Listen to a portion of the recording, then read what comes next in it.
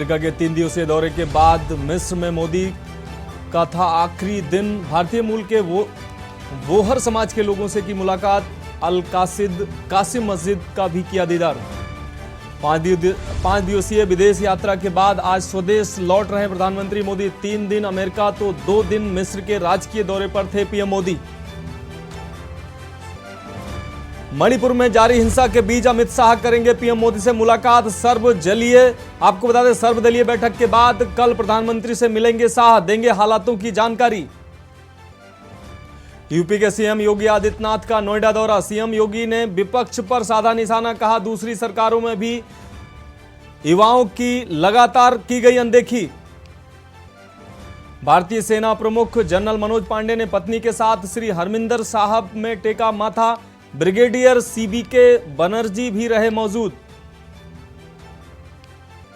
और राजधानी दिल्ली और महाराष्ट्र में मानसून ने दी दस्तक। झमाझम बारिश से सराबोर हुए लोग। भीषण गर्मी से लोगों को मिली निजात।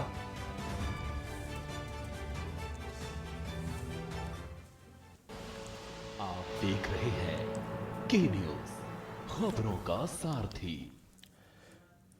नमस्कार, देश की बात में आपका स्वागत है। मैं हूं आपके साथ मनोज मानस। रुक करेंगे खबरों का। मोगा से अमृतसर जा रही बस में कंडक्टर की एक महिला यात्री से आधार कार्ड को लेकर हुई कुछ कहा सुनी में। वहीं कंडक्टर सवारियों से भरी बस को थाने ले आया और पुलिस से शिकायत की। वहीं कंडक्टर ने शिकायत दर्ज कराते हुए कहा कि मैं सरकार की नौकरी करता हूं, किसी की भी गालियां नहीं सुन सकता और ना ही किसी तरह की अभद्रता सहन करूंगा। साथ ही कंडक्टर ने यह हवाला दिया कि मैंने घटना की रिपोर्ट दे दी है, अब जो पुलिस फैसला करेगी मुझे मंजूर होगा।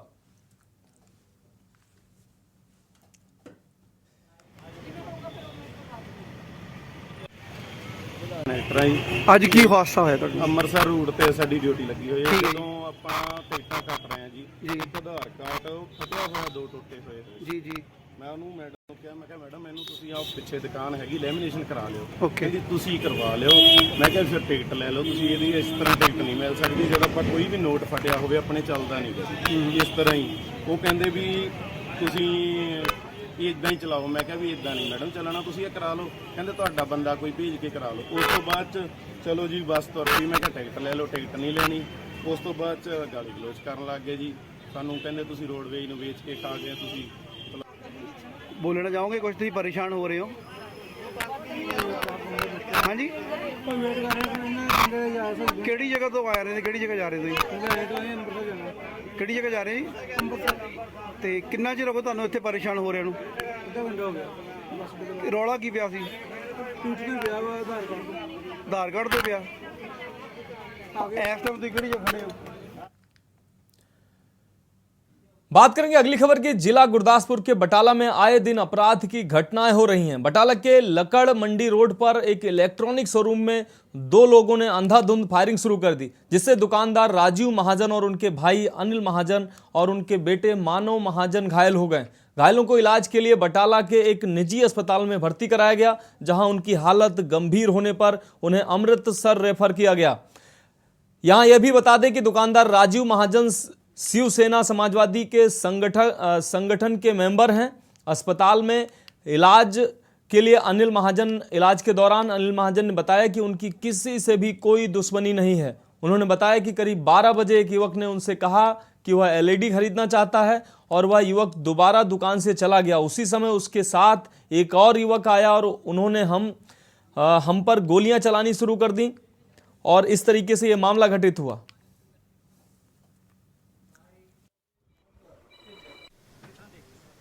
देखो लोगों के इमोशनस ने, लेकिन मैं लोगों को यही कहांगा कि असी तुहाडे नाल खड़े हैं और जिहड़े अज तिन्हां नूं बुलेट इंजरीज लगियां ने वो सेफ ने, उन्हां दी सेहत ठीक है। साडे अफसर अमृतसर भी उन्हां दा इलाज करवा रहे हैं अमन हॉस्पिटल दे विच और असी मॉनिटर कर रहे हैं, सारा कुछ ठीक होएगा। असी लोगों दे नाल खड़े हैं। जिद्दां कि तुहानूं पता है बड़ी दुखद घटना इत्थे वापरी है, जिहदे विच 3 लोगों नूं गोली लगी है और जिन्होंने अमृतसर रेफर किया गया है वो तिन्हां दी कंडीशन स्टेबल है। और साडी टीमां इत्थे SSP साहब और SSP गुरदासपुर भी इत्थे ने, साडी होर भी जिहड़ी ਟੀਮਾਂ ਇੱਥੇ ਪਹੁੰਚ ਗਈਆਂ ਨੇ ਔਰ ਅਸੀਂ ਸਾਇੰਟੀਫਿਕ ਇਨਵੈਸਟੀਗੇਸ਼ਨ ਵੀ ਸ਼ੁਰੂ ਕਰ ਲਈ ਹੈ। ਬਹੁਤ ਛੇਤੀ ਅਸੀਂ ਇਸ ਨੂੰ ਲੱਭਾਂਗੇ ਔਰ ਇਹੋ ਜਿਹੇ ਮਾੜੇ ਅਨਸਰਾਂ ਤੇ पूरी तरह नकेल कसी जाएगी। देश की बात में बात करेंगे अगली खबर की। समालखा गांव के आटापुर में रविवार को हाथ से हाथ जोड़ो अभियान के तहत जनसभा का आयोजन किया गया। सभा का आयोजन कांग्रेस विधायक धर्म सिंह छोकर द्वारा किया गया, जिसको लेकर कई दिनों से तैयारियां चल रही थी और हलके के लोगों को जनसभा के लिए निमंत्रण लगातार दिया जा रहा था, जिससे कई हजार लोगों के पहुंचने की उम्मीद थी। लेकिन अचानक रविवार को भारी बरसात हुई और कार्यक्रम स्थल पर कई फुट तक पानी भर गया और कार्यक्रम को सुबह की बजाय दोपहर कर दिया गया। और बरसात के दौरान ही ग्रामीणों के हाथों में छाता लेकर लोग जनसभा पहुंचे और कार्यक्रम में सांसद दीपेंद्र सिंह हुड्डा मुख्य अतिथि के तौर पर पहुंचे, जिनका विधायक धर्म सिंह छोकर ने स्वागत किया। उनके साथ इसराना के विधायक बलबीर सिंह भी पहुंचे। विधायक धर्म सिंह छोकर ने जनसभा में पहुंचने पर लोगों को संबोधित करते हुए उनका धन्यवाद किया और कहा कि हलके की जनता ने हमेशा उनका साथ दिया है। सांसद दीपेंद्र सिंह हुड्डा ने मीडिया कर्मियों से बातचीत करते हुए कहा कि भारी बरसात के बावजूद भी जनसभा में इतनी भारी तादाद में लोग पहुंचे हैं, इससे साफ जाहिर हो रहा है कि हरियाणा में परिवर्तन की लहर चल रही है।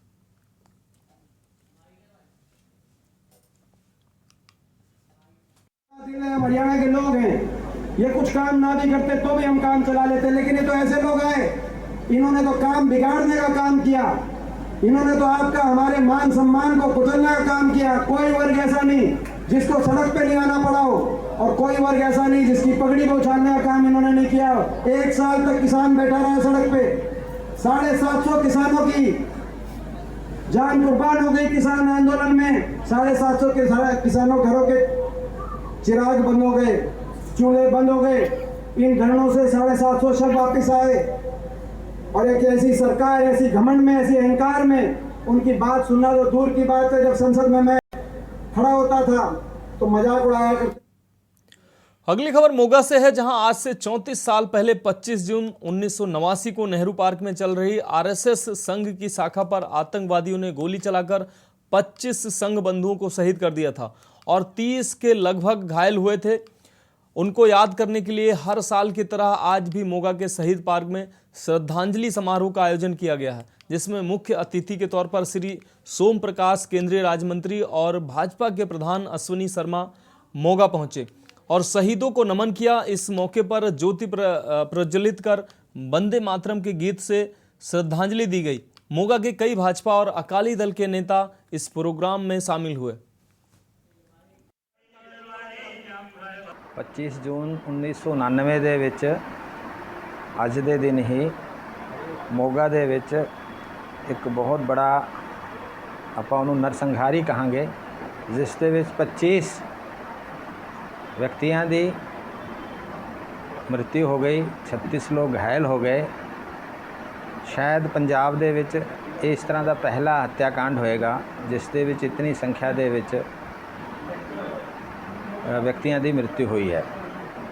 ਅੱਜ 34ਵਾਂ ਉਹਨਾਂ ਦਾ ਸ਼ਹੀਦੀ ਦਿਹਾੜਾ ਜਿਹੜਾ ਹੈ ਮੋਗਾ ਦੇ ਸ਼ਹੀਦੀ ਪਾਰਕ ਵਿੱਚ ਮਨਾਇਆ ਗਿਆ।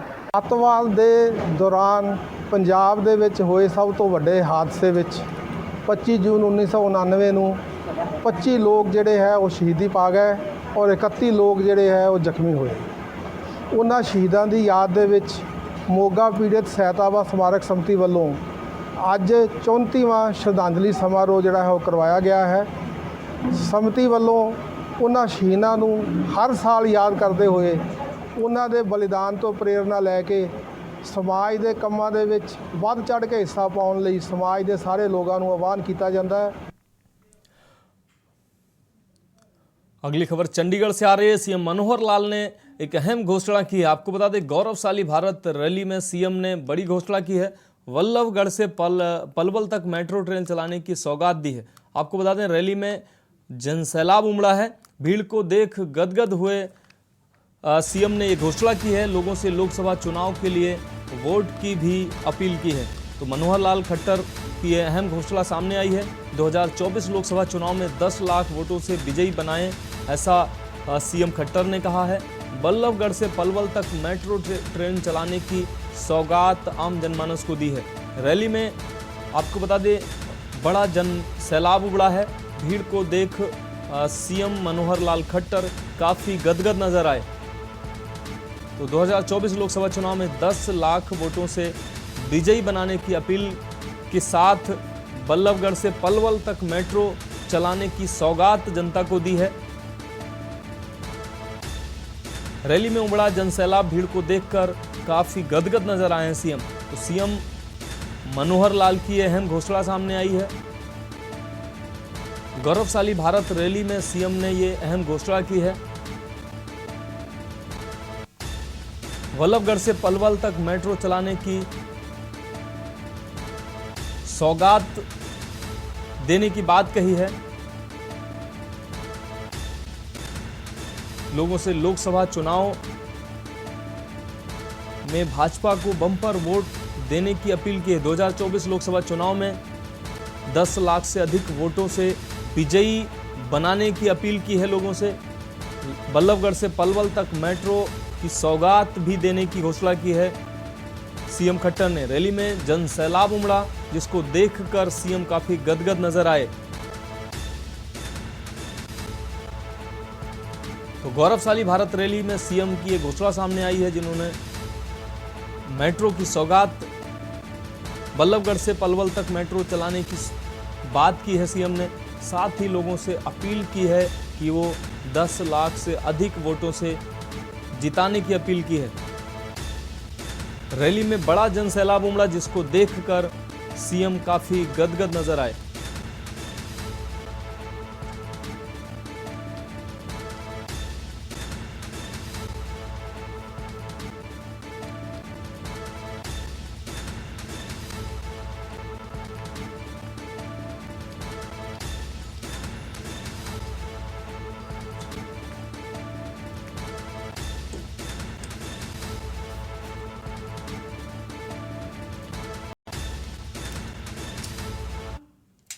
बात अगली खबर की। खबर फरीदाबाद से है। बीजेपी कार्यकर्ताओं के साथ पुलिस ने मारपीट की है। आपको बता दें गौरवशाली रैली में मंच पर बैठने को लेकर यह मामला सामने आया है। कार्यकर्ताओं के साथ मारपीट की बात सामने आई है। कार्यकर्ताओं के कपड़े भी फाड़े गए हैं। पलवल के गदपुरी का यह मामला बताया जा रहा है। तो इस बार भी मंच पर बैठने को लेकर मारपीट की खबर सामने आई है। हर कार्यक्रम पर मंच पर बैठना चाहता था बीजेपी कार्यकर्ता, ये आरोप लगाया गया है। इस बार भी मंच पर बैठने को लेकर ये मारपीट की गई है। तस्वीरें साफ तौर से आप देख सकते हैं। बीजेपी कार्यकर्ता की मारपीट की गई है, कपड़े फाड़े गए हैं और ये रोता बिलखता कार्यकर्ता साफ तौर से दिखाई दे रहा है।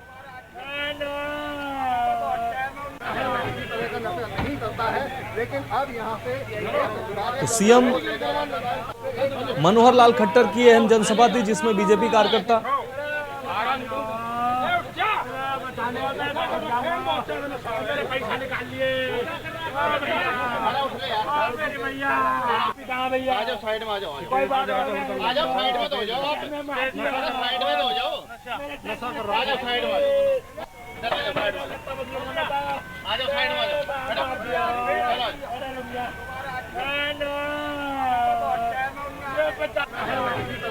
नहीं करता है, लेकिन अब यहाँ पे नहीं करता है, लेकिन अब यहाँ पे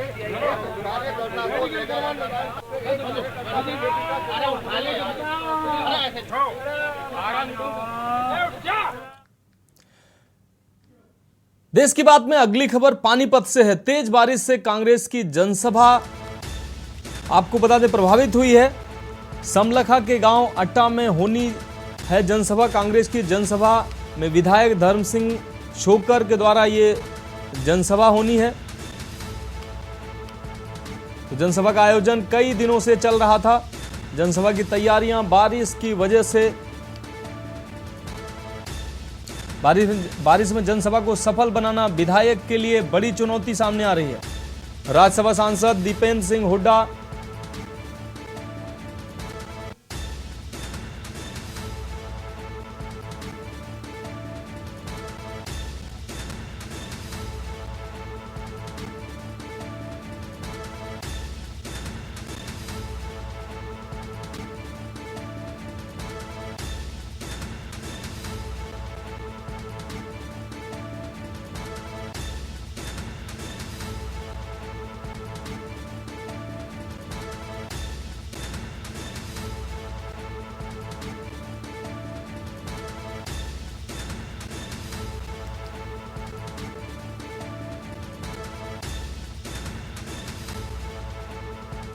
बात अगली खबर की। हरियाणा के पलवल में प्रेम संबंध में बाधा बन रहे युवक को प्रेमिका व दोस्त के साथ मिलकर रास्ते से हटाने के लिए गोली मारकर हत्या करने का मामला सामने आया है। पलवल पुलिस ने खुलासा किया है इस मामले का। पुलिस प्रेमिका को गिरफ्तार कर पहले ही जेल भेज चुकी है, जबकि मुख्य आरोपी और उसके दोस्त को अब गिरफ्तार किया गया है। पलवल सीआईए पुलिस ने आरोपियों के कब्जे से एक देसी कट्टा व एक बाइक भी बरामद की है। डीएसपी संदीप मोर ने बताया कि 23 जून को सीआईए की टीम ने गौरव और चमन को हुड्डा सेक्टर 2 से गिरफ्तार कर लिया था। दोनों को अदालत में पेश करके 2 दिन की पुलिस रिमांड भी ली थी और रिमांड के दौरान गौरव से वारदात में प्रयोग किए गए देसी कट्टा व खाली कारतूस, जबकि चमन से वारदात में प्रयोग की गई बाइक बरामद कर ली गई थी।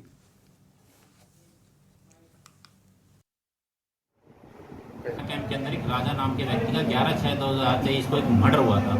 मर्डर में 2 आरोपी का नाम आए थे, जिसमें गौरव और चमन है। गौरव का किसी लड़की से नाजायज संबंध था और राजा भी उस लड़की को प्यार करता था। इस संबंध में गौरव को ये बात पता लग गई कि भी राजा भी इस लड़की को प्यार करता है। इस गुस्से में तहस आके गौरव ने राजा का मर्डर कर दिया, जिसमें दोनों आरोपी को गिरफ्तार कर लिया गया है। उनसे कट्टा बरामद कर लिया गया और मोटरसाइकिल बरामद कर ली गई। बढ़ेंगे अगली खबर की ओर। हरियाणा के फतेहाबाद जिले के रतिया में गुंडागर्दी सरेआम देखने को मिली है। प्रवासी मजदूर की कुछ युवकों ने चाकू घोंपकर हत्या कर दी है। युवकों ने मजदूर से पहले मोबाइल छीनने का प्रयास किया। कामयाबी न मिलने पर हाथापाई करते नजर आए। चाकू से फिर वार करना शुरू कर दिया। स्थानीय लोगों ने उसे रतिया सरकारी अस्पताल में पहुंचाया है, जहां पर चिकित्सकों ने उसे मृत घोषित कर दिया। पुलिस ने मामले की जांच शुरू कर दी है।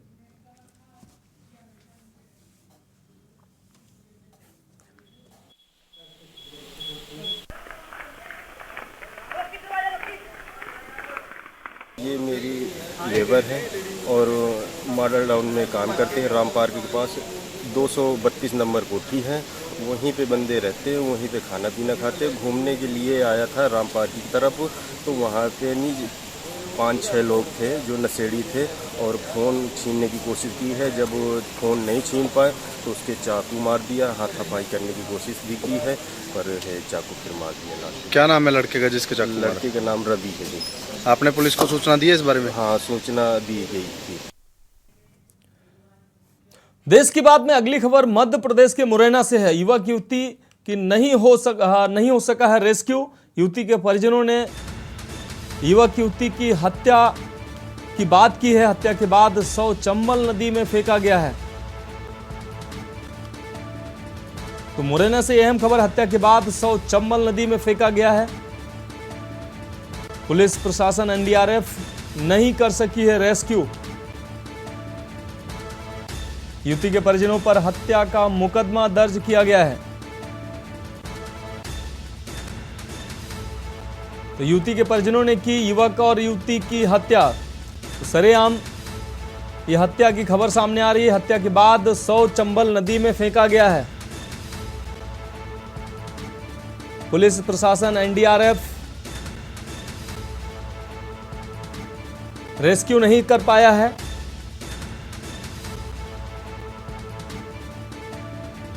युवती के परिजनों ने की युवक और युवती की हत्या। हत्या के बाद शव चंबल नदी में फेंका गया है।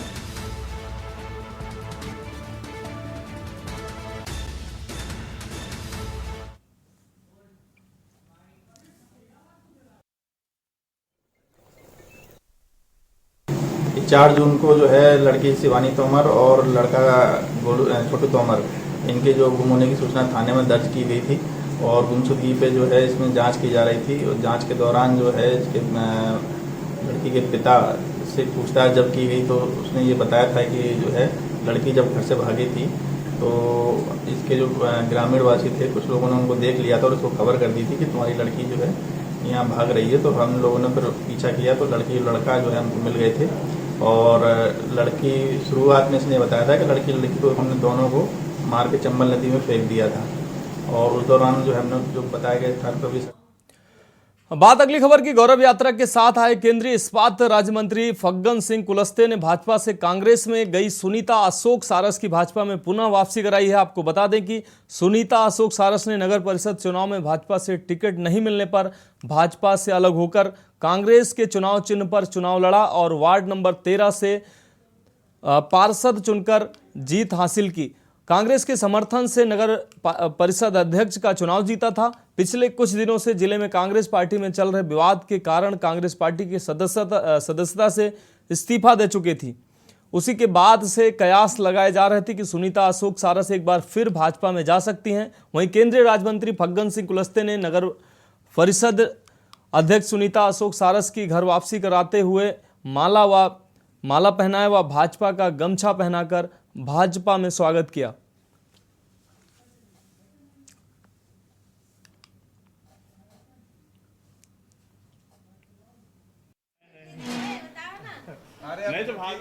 भारतीय जनता पार्टी की आज सदस्यता ली है। पहले भी हमारी सदस्य ली थी, वो कांग्रेस के साथ जुड़ गई थी, पर वो त्याग करके आज भारतीय जनता पार्टी परिवार में शामिल हुई। हमने उसको सुबह स्वागत किया और फिर पूरे पार्टी परिवार की ओर से भी उनका हम अभिनंदन करते हैं। क्या वजह रही कि उनको टिकट नहीं दे पाई थी भाजपा? देखिए, अब वो तो समय गया, जो भी परिस्थितियां हैं। मैंने कहा कि परिस्थितियां कई बार ऐसे बन जाती हैं कि हम चाहते हुए भी कई निर्णय नहीं कर पाते, कई परिस्थितियां बदल जाती हैं। उस समय जब हम निर्णय करते हैं तो इतने सारे हमारे सामने प्रस्ताव आते हैं और उनमें से कई बार हम लोगों से चूक भी हो जाती है। निर्णय करते समय सारी चीज़ों को ध्यान में रखना पड़ता है, स्वाभाविक। देखिए, आज मानसिक तौर से वो हमसे पहले से भी जुड़ी रही, आज भी जुड़ गए और अब पार्टी परिवार में भी। रुक करेंगे अगली खबर का। लैंड जिहाद, धर्मांतरण, लव जिहाद, गोहत्या के खिलाफ हिंदू जागरण को लेकर विश्व हिंदू परिषद मध्य भारत प्रांत ने विशाल वाहन रैली निकाली है, जो मंडी प्रांगण से शुरू होकर 130 किलोमीटर का मार्ग तय करेगी। ये रैली 130 गांवों से होकर गुजरेगी। रैली के दौरान लगभग 500 वाहनों में विश्व हिंदू परिषद और बजरंग दल के कार्यकर्ता मौजूद थे। वहीं रैली के आयोजक विश्व हिंदू परिषद के प्रदेश सचिव सुनील शर्मा ने बताया कि रैली के माध्यम से हम हिंदू को जगाने का कार्य कर रहे हैं।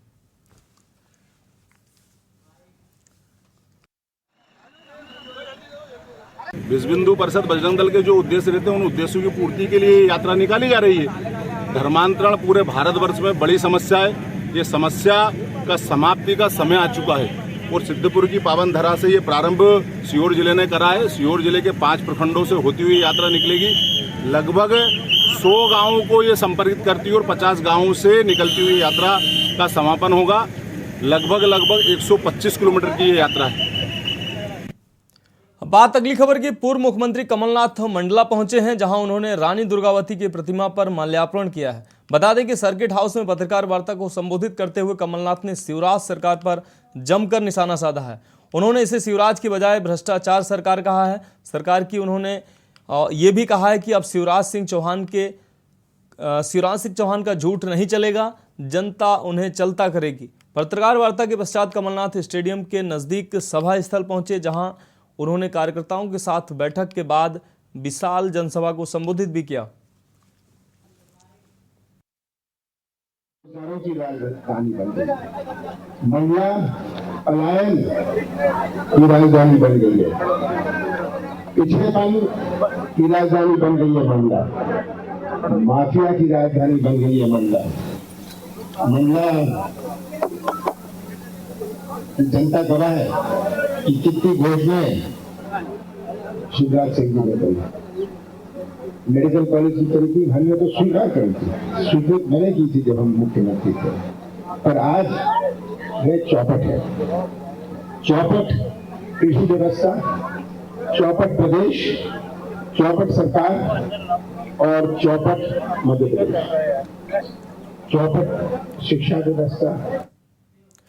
देश की बात में बात करेंगे अगली खबर की। कर्नाटक के राज्यपाल महामहिम थावरचंद गहलोत के होली हनुमान जी मंदिर पहुंचने पर जिला प्रशासन द्वारा महामहिम राज्यपाल की अगवानी कर उनका जोरदार स्वागत किया गया। महामहिम राज्यपाल गहलोत तो होली हनुमान मंदिर में दर्शन करने के उपरांत राज्यपाल कालूखेड़ा पहुंचे, जहां पूर्व कृषि मंत्री स्वर्गीय महेंद्र सिंह कालूखेड़ा की मूर्ति पर माल्यार्पण किया, जहां प्रदेश कार्य समिति सदस्य के सिंह सहित भाजपा मंडल अध्यक्ष सहित तमाम कार्यकर्ताओं के साथ पैदल ग्राम पंचायत पहुंचे, जहां पर ग्राम पंचायत द्वारा राज्यपाल का साल व श्रीफल के साथ साफा बांधकर स्वागत किया गया।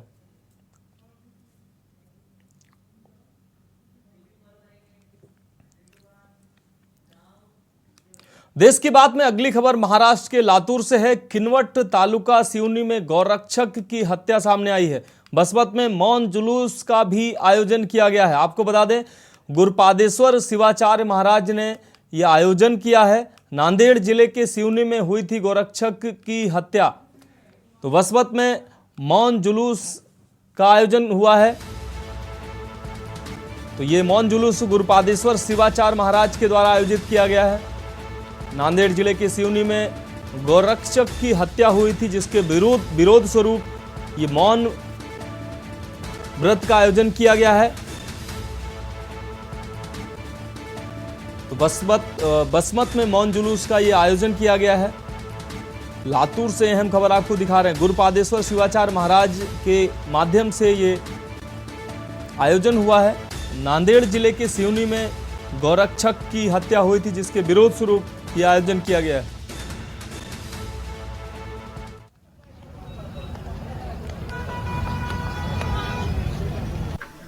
कुछ दिन पहले नांदेड़ जिले में किनवट तालुका अंतर्गत जो सिवनी गांव आता है, उस गांव में 5 गोरक्षक उनके ऊपर जो हमला हुआ था, उस हमले में एक गोरक्षक की शहीद हुए हैं। उनके निषेधार्थ और छत्रपति शिवाजी महाराज जी की बारंबार सोशल मीडिया के ऊपर विटंबना होने के कारण कल बसमत शहर में मुख्य मोर्चा का आयोजन किया था। उस मोर्चा में बहुत ही बड़ी संख्या में सभी हिंदू बांधव उपस्थित। देश की बात में अभी वक्त है एक ब्रेक के बाद जल्द हाजिर होंगे।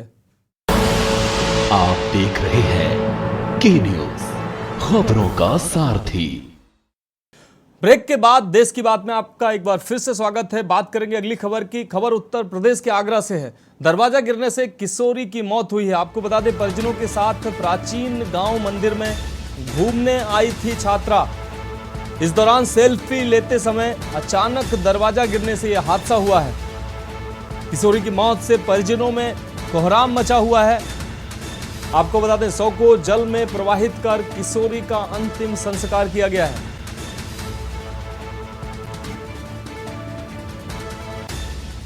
तो आगरा से अहम खबर, दरवाजा गिरने से किशोरी की मौत की खबर सामने आ रही है। परिजनों के साथ प्राचीन गांव मंदिर घूमने आई थी ये छात्रा। सेल्फी लेते समय अचानक दरवाजा गिरने से यह हादसा हुआ है। तो आगरा से अहम खबर, किशोरी की मौत का मामला सामने आया है। परिजनों के साथ प्राचीन गांव मंदिर घूमने आई थी ये छात्रा। आपको बता दें, सेल्फी लेते समय अचानक दरवाजा गिरा है, जिससे उसकी मौत हुई है।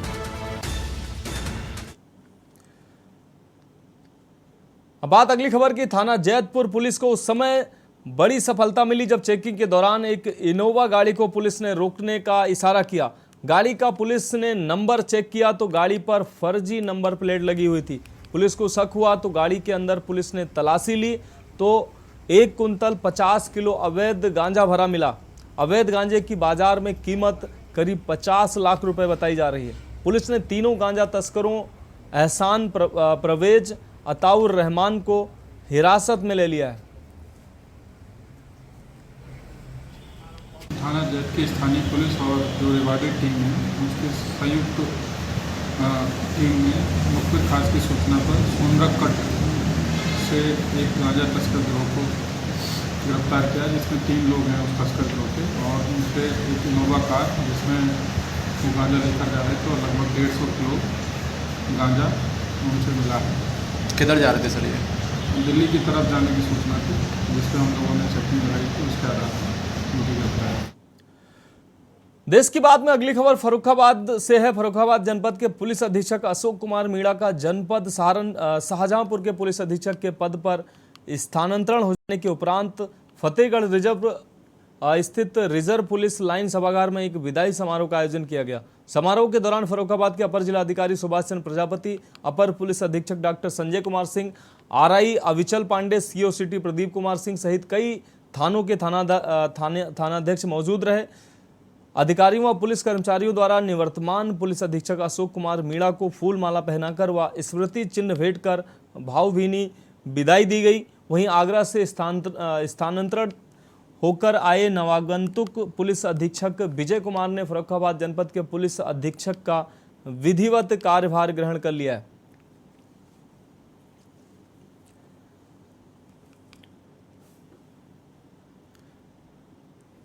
रुख अगली खबर का सिद्धार्थनगर जिले में छत्रपति साहू जी महाराज की 149वीं जयंती समारोह का आयोजन किया गया। इस समारोह में सपा के राष्ट्रीय महासचिव स्वामी प्रसाद मौर्य ने शिरकत की।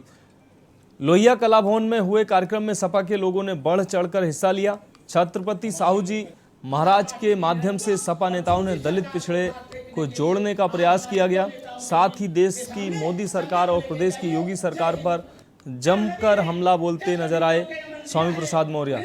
मीडिया से बात करते हुए स्वामी प्रसाद मौर्य ने कहा कि भाजपा सरकार नौजवान बेरोजगारी का दंश झेल रहे युवाओं के लिए सरकारी नौकरियां नहीं उपलब्ध करा पा रही है। जो सरकारी नौकरी आ रही है वह भ्रष्टाचार की भेंट चढ़ जा रही है। महंगाई की मार से देश की जनता त्रस्त है। ऐसे में परिवर्तन की बयार अब चल चुकी है। भाजपा सरकार के पहले जो डीजल 56 रुपए लीटर था 100 के पास पहुंच गया। जो पेट्रोल 65 रुपए लीटर था 100 के पार पहुंच गया। जो खाना बनाने वाला गैस सिलेंडर 250 रुपए में था 1200 रुपए पहुंच गया।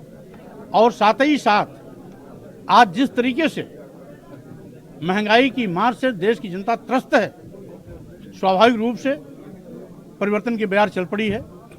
जीएसटी का दुरुपयोग हो रहा है। जांच के नाम पर लघु एवं मध्यम व्यापारियों से धनुगाही चल रही है। लोकतंत्र को दबाने के लिए, विपक्षी आवाज को कुचलने के लिए ईडी, सीबीआई और इनकम टैक्स का दुरुपयोग किया जा रहा है। यहां तक कि ये आजादी के बाद पहली असफल और ऐसी सरकार है जो राष्ट्रीयकृत संपत्तियों को बेच रही है।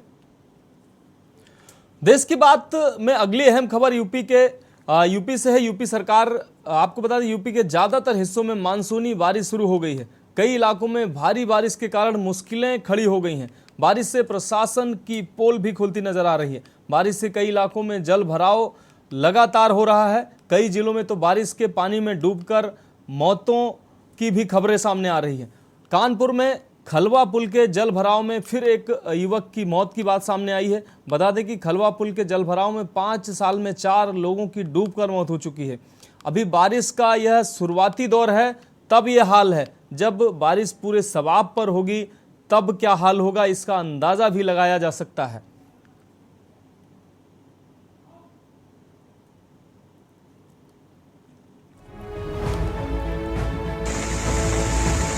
झमाझम बारिश के साथ मॉनसून ने यूपी में दस्तक दे दी। गर्मी और उमस से जूझते लोगों को राहत तो मिल गई, लेकिन जगह जगह जलभराव से आम जनजीवन प्रभावित हुआ।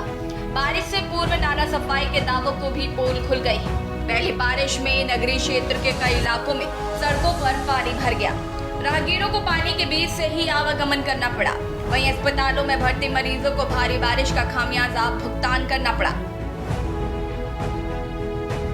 बिजनौर में मानसून की तेज बारिश से सड़क, खेत और गलियों में पानी भर गया। बारिश से यहां नजीबाबाद इलाके में मुगलू शाह मोहल्ले में कई फीट पानी भर गया है।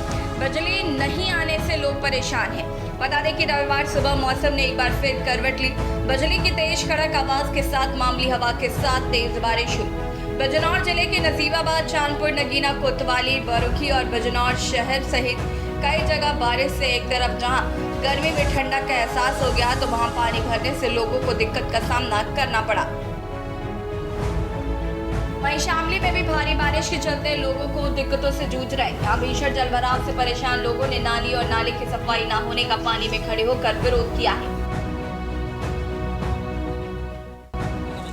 मोहम्मद सराफत, कहाँ से आप? यहीं से, इसी महल्ले से, मोहल्ला फकानान। अच्छा, आपने यहाँ पे जो प्रदर्शन किया, क्या पूरा मामला, क्या दिक्कत? भाई यहाँ सबसे बड़ी दिक्कत पानी का देख लो क्या हाल है यहाँ जी, किसी की दुकान नहीं खुल रही और पानी पानी है यहाँ जी, घर वाले बड़ा वाले सब परेशान है, घरों में पानी भर जाए, इतना पानी हो जाए, आज तक के किसी ने कोई समाधान नहीं करा इस पानी का। कब से दिक्कत आ रही है? यो तो पूरी उम्र से देखता रहे, 50 साल की उम्र ले हम तो जब से ये देखता रहे, कैसा समाधान हुआ? कुछ नहीं हुआ आज तक का। जो भी चेयरमैन जो भी सब कहना भाई सब वादा करा, कोई पूरा नहीं करता वादा इस मामले। भाई जो भी चेयरमैन आवा वही कहा भाई पानी का समाधान करवाएंगे, इसका पानी नहीं बढ़ना, लेकिन कोई नहीं ध्यान देता इस बात पे, कोई समाधान नहीं हुआ आज तक का। रिहान इसी केराना से। क्या समस्या, क्या दिक्कत है यहाँ पर? पानी की समस्या है सर, दिख नहीं रहा आपको, दुकानें बंद पड़ी है सारी हमारी दुकानें। क्या हुआ, क्या दिक्कत आती है? पानी दिक्कत आती है, सारी दुकानें बंद पड़ी रहती है सर। कैसा समाधान नहीं है? समाधान होगा, चेयरमैन साहब कुछ करा ही नहीं रहे, समाधान कराएंगे तभी तो होगा ना सर। आपने शिकायत इलेक्शन से पहले की थी एक बार। अच्छा जी, तो कुछ हुआ समाधान? हाँ बोला था कि जीतने के बाद कराएंगे सर। तो अब हुआ? तो अभी तक तो कुछ नहीं हुआ। भैया आपका? सोनू। कहाँ से है आप? आपका नाम मोहल्ला। क्या मामला था भैया, आपने प्रदर्शन क्या तो नहीं खड़े हो? पानी का समाधान है जी, पानी का कोई समाधान नहीं यहाँ से। हाँ, क्या दिक्कत आ रही है इससे? बहुत ज़्यादा पानी भर रहा है, थोड़ी सी बारिश आवे पूरे शहर का पानी हमारे शहर में को आवे इनको तो इसका कोई मसला ही नहीं हुआ के कारण यहाँ लोगों को काफ़ी समस्याओं का सामना करना पड़ रहा था, काफ़ी दिक्कतें झेलनी पड़ रही थी। तो वही हुई बारिश से लोगों को जहां गर्मी से बड़ी राहत मिली है, तो वही पिछले लगभग 12 घंटे से लगातार हो रही बारिश के कारण लोगों को गर्मी से राहत तो मिली, परंतु काफ़ी समस्याओं का सामना फिर भी करना पड़ा। आप देख सकते हैं इस समय हम जनपद शामली के किराना में हैं, जहां पर लगभग रात्रि 12 बजे से लेकर अब तक बारिश हो रही है और बारिश के कारण यहां पर भारी पानी भर गया है। ये देख सकते हैं कि पानी यहाँ पर लगातार जो है काफ़ी भर चुका है और घंटों से यहाँ पर पानी भरा हुआ है। यहाँ पर लोगों ने जो है यहाँ पर खड़े होकर जो है प्रदर्शन करके पानी के समाधान की मांग भी की है। और यहाँ पर कहा जाता है कि अक्सर कर बारिश के बाद पानी भर जाता है। लोगों का यहाँ पर कहना है कि उन्होंने कई बार यहाँ पर संबंधित अधिकारी व नगर पालिका चेयरमैन को कई बार शिकायती पत्र देकर अवगत करा चुके हैं, परंतु आज तक इस पानी का कोई भी समाधान नहीं हो पाया है। बहरहाल बारिश के चलते लोगों को काफ़ी समस्याओं का सामना करना पड़ रहा है। सहयोगी कैमरामैन के साथ दीपक कुमार, के न्यूज इंडिया, शामली। कानपुर के झूली खलवा पुल पर जलभराव से निजात दिलाने को बना संपवेल सफेद हाथी साबित हुआ। इसे बनाने में नगर निगम अधिकारियों ने 3 करोड़ खर्च कर दिए, लेकिन इससे कोई फायदा नहीं हुआ। बता दें कि अब तक जूही खलवा पुल के जलभराव में 5 साल में 4 लोगों की डूबकर मौत हो चुकी है। अभी हाल ही में कार सवारों को बचाने के चक्कर में डिलीवरी बॉय की मौत हो गई थी। दरअसल जूही खलवा पुल में जलभराव की समस्या इसके निर्माण के साथ जुड़ी है। नगर निगम के अफसरों ने वर्ष 2017 में 3 करोड़ रुपए खर्च करके जल निकासी के लिए संपवेल का निर्माण कराया था। स्पेशल डेस्क, के न्यूज इंडिया।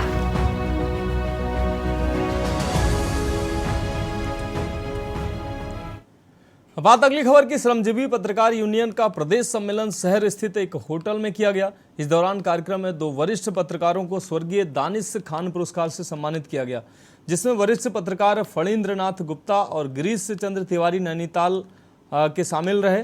श्रमजीवी पत्रकार यूनियन के प्रदेश सम्मेलन के आयोजन में पूरे प्रदेश से कई वरिष्ठ पत्रकार, रुद्रपुर के मेयर रामपाल सिंह, बीजेपी नेता सुरेश कोहली, रुद्रपुर शहर के पूर्व विधायक राजकुमार ठुकराल, कांग्रेस के जिला अध्यक्ष हिमांशु गावा, नगर कांग्रेस अध्यक्ष सीपी शर्मा, श्रमजीवी पत्रकार यूनियन के प्रदेश महामंत्री विश्वजीत नेगी, जिला सचिव शाहिद खान, जिला अध्यक्ष राजीव चावला, प्रदेश कार्यकारी अध्यक्ष दिनेश शास्त्री, वरिष्ठ पत्रकार और बीजेपी नेता अनिल चौहान, संरक्षक व वरिष्ठ पत्रकार राजकुमार फुटेला और श्रमजीवी पत्रकार यूनियन के कई पत्रकार सम्मिलित हुए। साथ ही इस कार्यक्रम में प्रदेश कार्यकारी अध्यक्ष दिनेश शास्त्री ने पत्रकारों की समस्याओं से संबंधित चर्चा भी की।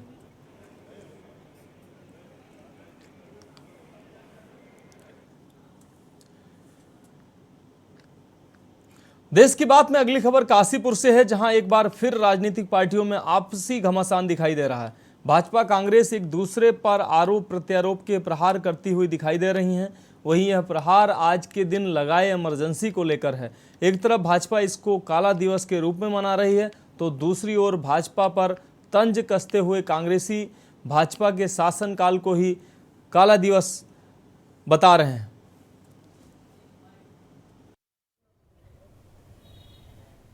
देखिए, सबसे पहले तो मैं बता दूं कि जो भारतीय जनता पार्टी है उसे लोकतंत्र का अर्थ ही नहीं पता है कि लोकतंत्र के मायने क्या होते हैं।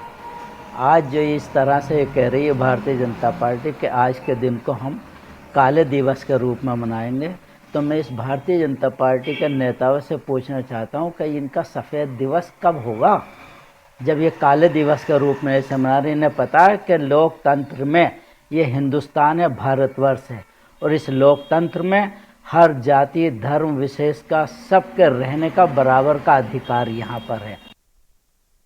खबर की जोशीमठ वासियों की मुश्किलें कम होने का नाम नहीं ले रही हैं। दरअसल जोशीमठ के वासियों को बरसात के मौसम में और अधिक भूधसाव की आशंका सता रही है, जिससे यहाँ के निवासियों में दहशत का माहौल है। जोशीमठ में करीब 90% प्रभावित राहत शिविरों से अपने दरार पड़े हुए और जर्जर हालात वाले घरों में लौट चुके हैं लोग, लेकिन अब तक प्रभावितों का पुनर्वास न होने से ग्रामीणों में सरकार के प्रति काफ़ी आक्रोश है। वहीं पीएमओ की एक टीम ने जोशीमठ के हालात समेत बद्रीनाथ धाम में चल रहे पुनर्निर्माण कार्यों का स्थलीय निरीक्षण कर इसकी समीक्षा की है। वहीं जोशीमठ के लोग हेलंग मारवाड़ी बाईपास के निर्माण का भी लगातार विरोध कर रहे हैं। इसके विरोध में व्यापारियों ने जोशीमठ बाजार बंद रखा। हेलंग मारवाड़ी बाईपास निर्माण से जोशीमठ के व्यापारियों को व्यापार ठप होने का और जोशीमठ का अस्तित्व समाप्त हो जाने की भी आशंका खाई जा रही है। उन्होंने जोशीमठ बाजार से ही बद्रीनाथ हाईवे चौड़ीकरण की मांग उठाई है। वहीं जोशीमठ के मुद्दे पर राज्य में सियासत भी गर्मा गई है। एक तरफ जहां बीजेपी प्रभावितों को हर संभव मदद का आश्वासन दे रही है, तो दूसरी ओर विपक्षी दलों का कहना है कि भाजपा ने प्रभावितों को कोई सरकारी मदद नहीं दी है। सरकार ने भगवान भरोसे ही प्रभावितों को छोड़ दिया है।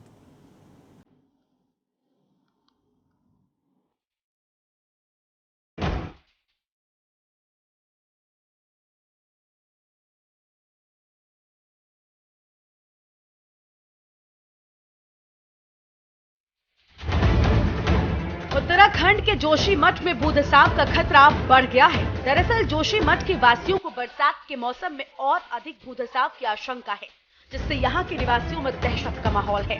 जोशीमठ में करीब 90% प्रभावित राहत शिविरों से अपने दरार पड़े हुए और जर्जर हालत वाले घरों को लौट चुके हैं, लेकिन अब तक प्रभावितों का पुनर्वास न होने से ग्रामीणों में सरकार के प्रति आक्रोश है।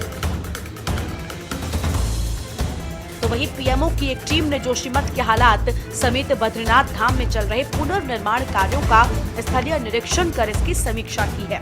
वहीं मौसम विभाग ने 1 सप्ताह तक प्रदेश भर में भारी बारिश का रेड अलर्ट जारी कर दिया है, जिससे लोगों की चिंता को और बढ़ा दिया है। वहीं भाजपा कांग्रेस जोशीमठ के मुद्दे पर आमने सामने आ गए हैं। जोशीमठ को लेकर के सरकार का संवेदनहीन रुख अभी भी कायम है। मानसून सर पर है और अभी भी कोई प्रभावी उपाय जोशीमठ के लोगों की सुरक्षा के लिए नहीं किए गए हैं। 3 महीने तक राहत शिविरों में रहने के बाद लोग वापस अपने टूटे हुए घरों में लौट गए हैं। मानसून आएगा, दरारों में पानी भरेगा और एक नया खतरा जोशीमठ के सामने, जोशीमठ के लोगों के सामने मंडराएगा। एक नई आफत का इंतज़ार वे कर रहे हैं। और इसके बीच में जो सरकार को करना चाहिए था कि जो 8 वैज्ञानिक संस्थानों की रिपोर्ट थी उसको सार्वजनिक किया जाना चाहिए था।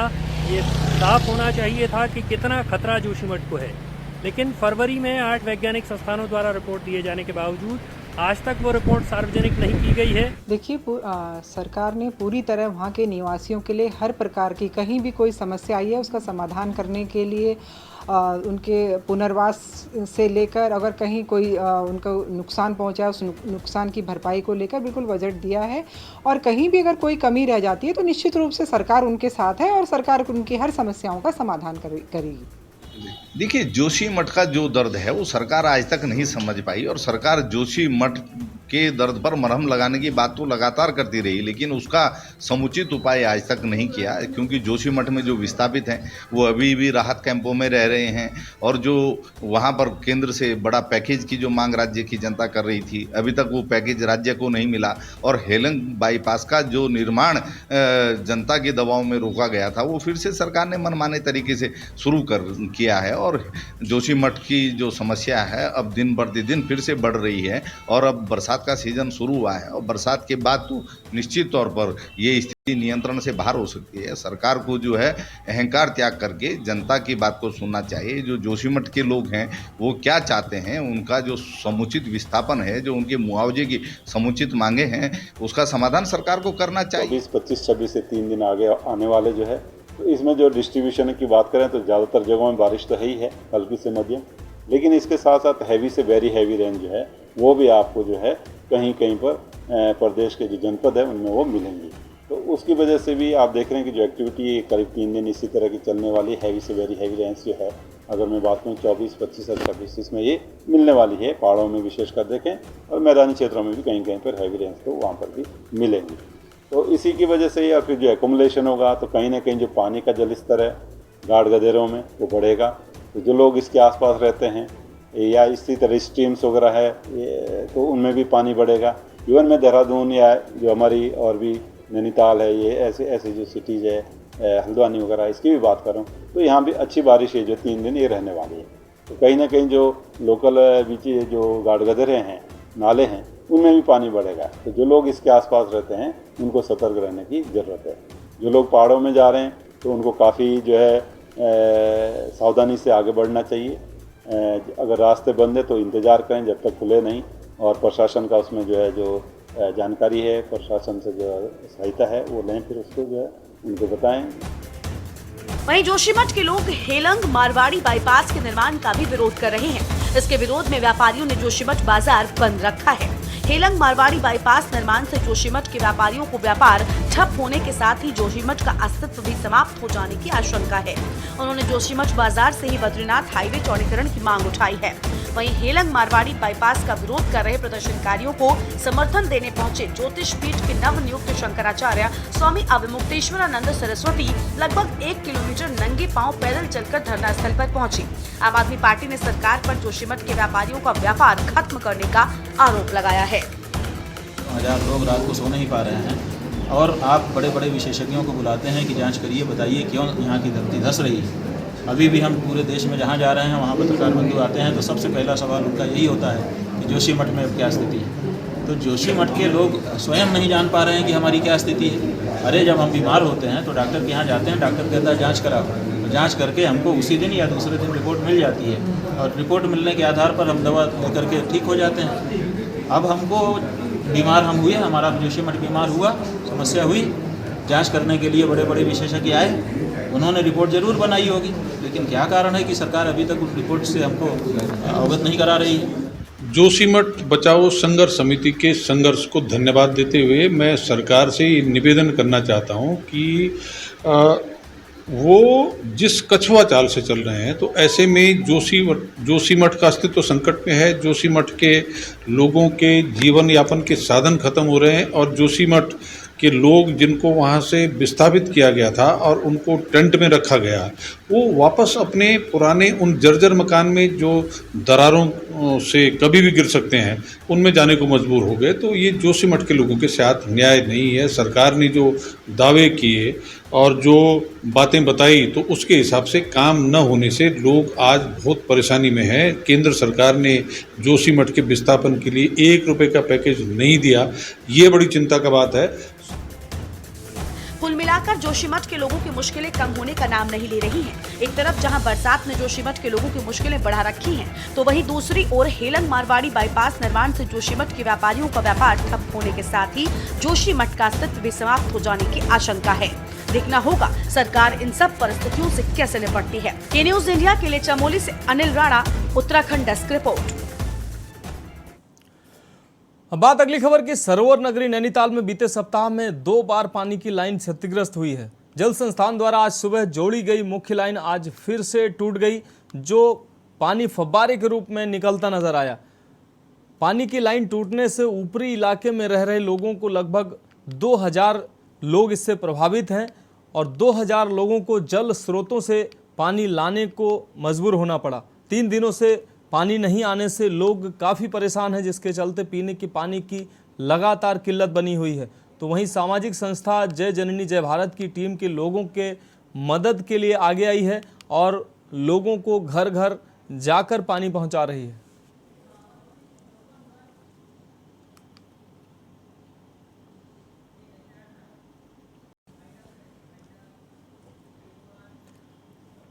देश की बात में अभी के लिए इतना ही। मुझे दीजिए इजाजत और आप देखते रहिए के न्यूज़ इंडिया।